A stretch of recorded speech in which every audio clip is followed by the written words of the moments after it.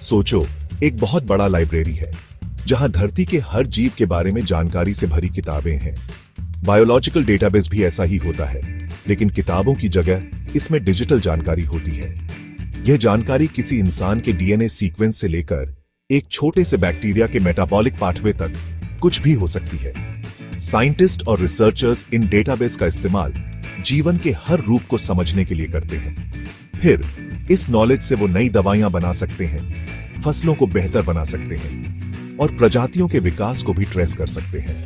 ये database research और खोज के लिए पावरफुल टूल्स हैं। ये हमें जीवन के रहस्यों को खोलने में मदद करते हैं और उस ज्ञान का उपयोग हमारी दुनिया को बेहतर बनाने के लिए करते हैं। इनके बिना मेडिसिन, एग्रीकल्चर और बायोटेक्नोलॉजी में कई तरक्की मुमकिन नहीं होती।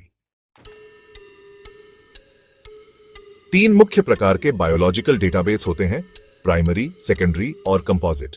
इन्हें बिल्डिंग ब्लॉक्स की तरह समझो। प्राइमरी डेटाबेस नींव होते हैं। इनमें रॉ डेटा होता है, जैसे डीएनए बनाने वाले लेटर्स का सीक्वेंस या किसी प्रोटीन का स्ट्रक्चर। उदाहरण के लिए जीन बैंक एक प्राइमरी डेटाबेस है जो सभी प्रकार के जीवों के डीएनए सीक्वेंस स्टोर करता है। सेकेंडरी डेटाबेस इस नींव पर बनते हैं। ये प्राइमरी डेटाबेस से रॉ डेटा लेते हैं और उसमें जानकारी और विश्लेषण की परतें जोड़ते हैं। उदाहरण के लिए स्विस प्रोट एक सेकेंडरी डेटाबेस है जो प्रोटीन के फंक्शन के बारे में जानकारी देता है, जो प्राइमरी डेटाबेस के डेटा पर आधारित होता है। कंपोजिट डेटाबेस पूरी बनी हुई संरचना की तरह होते हैं। ये कई प्राइमरी और सेकेंडरी डेटाबेस से जानकारी को मिलाकर एक व्यापक दृष्टिकोण प्रदान करते हैं। एनसीबीआई या national centre for biotechnology information एक कंपोजिट डेटाबेस का अच्छा उदाहरण है। इसमें बायोलॉजिकल जानकारी का खजाना होता है, जिसमें जीन बैंक और पबमेड, जो बायोमेडिकल लिटरेचर का डेटाबेस है, शामिल है। आइए कुछ मुख्य बायोलॉजिकल डेटाबेस के बारे में गहराई से जानें। हम न्यूक्लिक एसिड डेटाबेस से शुरू करेंगे, जो डीएनए और आरएनए पर केंद्रित होते हैं, जो जीवन के ब्लूप्रिंट हैं। जीन बैंक, ईएमबीएल और डीडीबीजे प्राइमरी डेटाबेस हैं जो इन सीक्वेंस को स्टोर करते हैं। ये मिलकर काम करते हैं ताकि यह महत्वपूर्ण जानकारी दुनिया भर के रिसर्चर्स के लिए मुफ्त में उपलब्ध हो। इसके बाद हमारे पास प्रोटीन डेटाबेस हैं, जैसे पीआईआर, स्विस प्रोट और ट्रेम्बियल। प्रोटीन सेल के वर्कहॉर्स होते हैं जो कई तरह के फंक्शन करते हैं।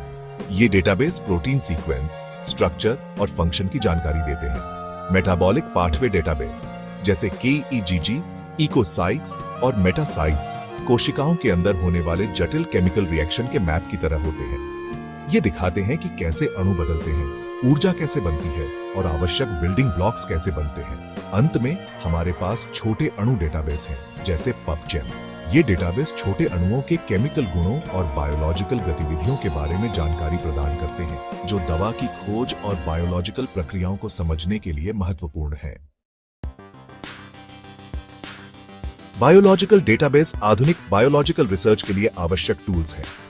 ये जानकारी का भंडार प्रदान करते हैं जो हमें जीवन को उसके सबसे बुनियादी स्तर पर समझने में मदद करता है।